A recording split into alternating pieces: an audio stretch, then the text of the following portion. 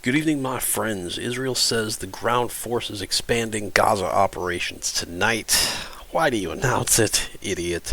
As Gaza communications and internet is cut, this is Zero Hedge. Over the last hour, there's been widespread reports that communications to Gaza have been externally cut, and minutes ago, Israel's IDF spokesman confirmed the ground forces are expanding their operations tonight. Okay, get it. And simultaneously, Gazans are being told to immediately evacuate from the north and go to the south of Gaza Strip. Ground force. Okay, we've seen that. Zero Hedge. Below is more from the statement from military spokesperson Rear Admiral, Daniel Hagari. Air forces are striking underground targets very significantly. There's a vast network of underground tunnels and underground tunnel system in Gaza, especially in Gaza City. And the ground forces are okay, get it. We get it. The past 2 days, IDF infantry forces and tanks have conducted limited raids into the Gaza Strip. Hagari says the IDF will continue to strike Gaza City and surrounding areas in northern Gaza and renews his call for Palestinians to evacuate to the south of the Strip.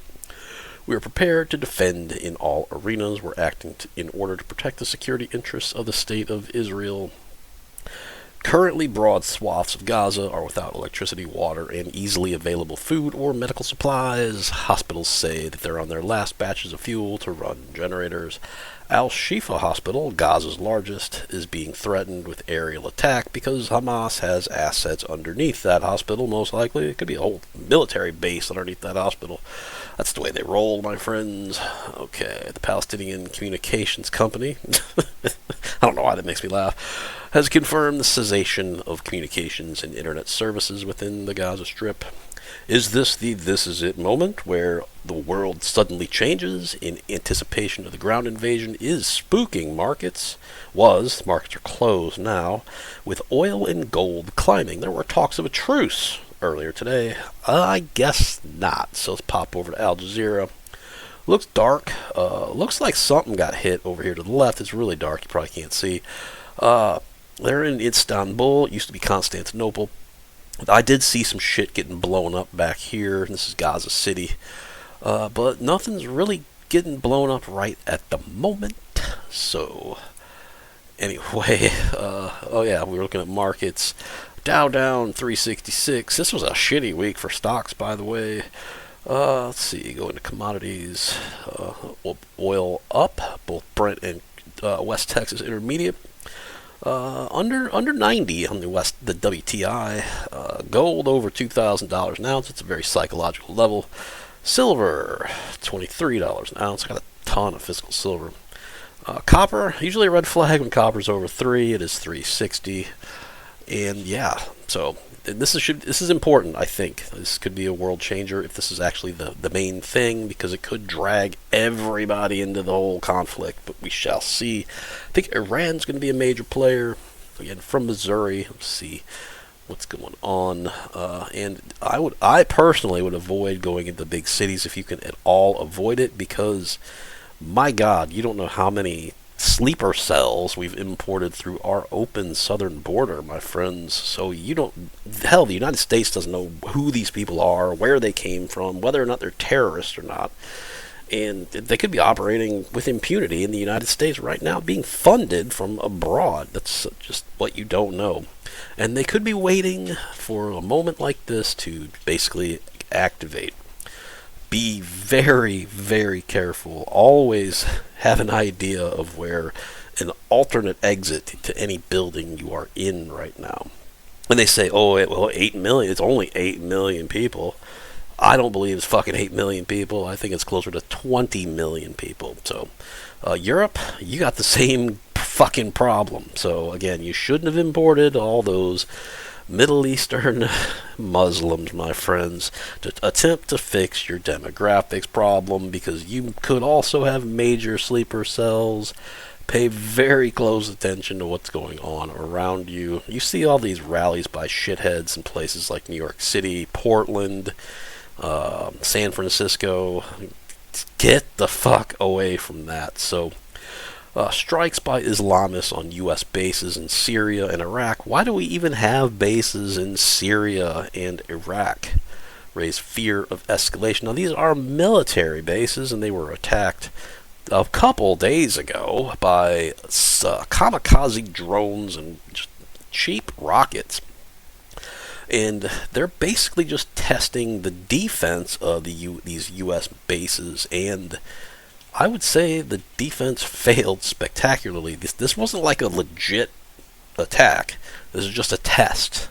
I worry that some legit attacks are coming. So, Islamist militia linked to Iran have continued to strike U.S. bases in Syria and Iraq, intensifying a campaign of violence that will raise fears of a regional conflagration. That's my fear. This is The Guardian, by the way. The attacks have been claimed by groups either directly controlled by Tehran or sharing the ideology of other groups currently fighting in Israel.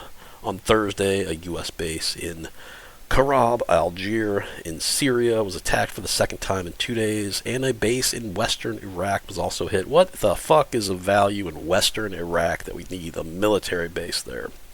So a dozen small strikes, they were just tests, my friends, on U.S. bases in the region have wounded 24 U.S. soldiers and caused the death of one civilian contractor.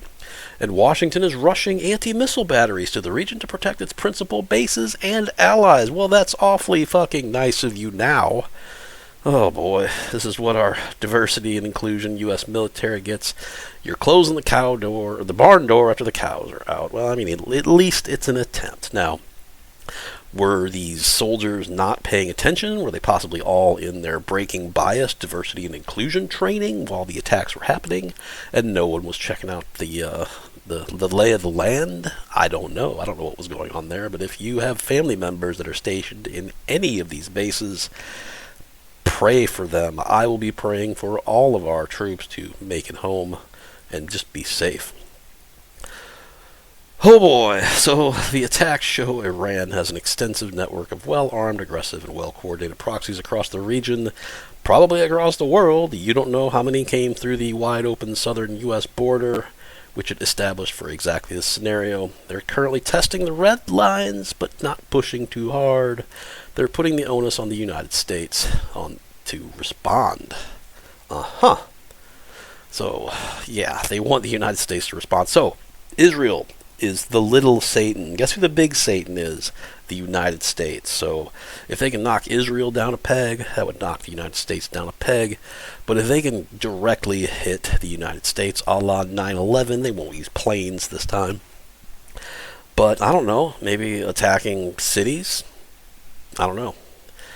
God, again, that's why, I mean, hell, even in my little stupid bakery slash deli, we get people all the fucking time that they don't know one goddamn word of English. And you don't know where they're from. You don't have any idea what their intentions are. There's one Chinese guy, well, okay, full disclosure, he might be Vietnamese, doesn't know a lick of English. He just hand gestures stuff. I don't even know what he's doing, but anyway, I digress. No one made it this far. So anyway, if you like my content, hit subscribe, hit the like button, hit the notification bell, leave me a comment. I read all the comments. Be very, very vigilant if this is going to be the thing that pops everything, starts popping things off. Very vigilant. Maybe just plan to hunker down for a while. So that's that. Pick up some non-perishable food, and God bless.